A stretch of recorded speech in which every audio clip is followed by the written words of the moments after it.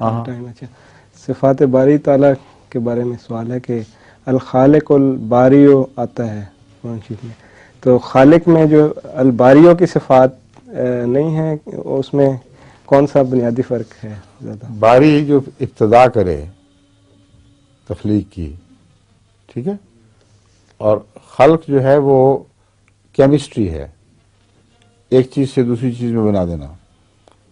اور جو باری کے تابع ہے لفظ، وہ آغاز میں وجود بخشنا، ٹھیک ہے.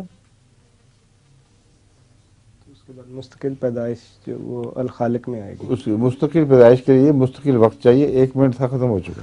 السلام علیکم.